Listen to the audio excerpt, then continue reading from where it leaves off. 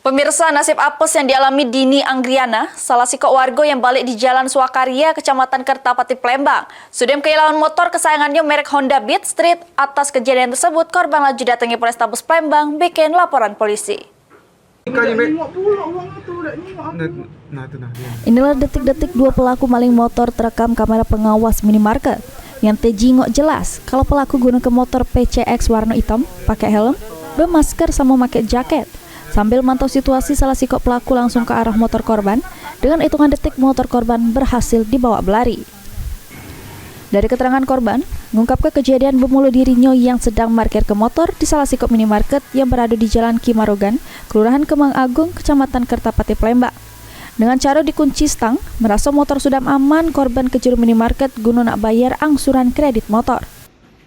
Korban juga jelas ke dirinya dewek, ngetahui motornya sudah melenget pas keluar dari toko.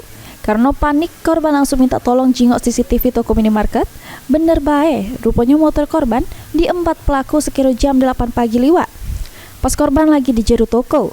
Atas kejadian tersebut, korban mengalami kehilangan motor merek Honda Beat Street warna hitam BG2435 AEM dengan total kerugian diperkirakan 25 juta rupiah. Pas pagi kemarin sekitar jam 8.40 kita ke Alfamart Lorong Wijaya Kertapati. Nah, bayar angsuran motor. Pas sudah selesai bayar angsuran di kasir, kita nak keluar, motor sudah hilang, nggak ada lagi. Berapa lama lah itu kita di Alfamart itu? 10 menitan lah. 10 menitan ya. Kita ngecek CCTV dah yuk. Iya.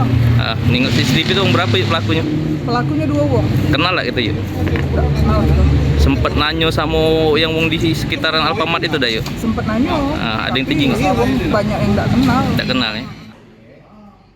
Ini laporan korban sudah diterima pihak kepolisian, terus bakal ditindak lanjut oleh petugas Satreskrim Polrestabes Palembang. Suryadi, PAL TV.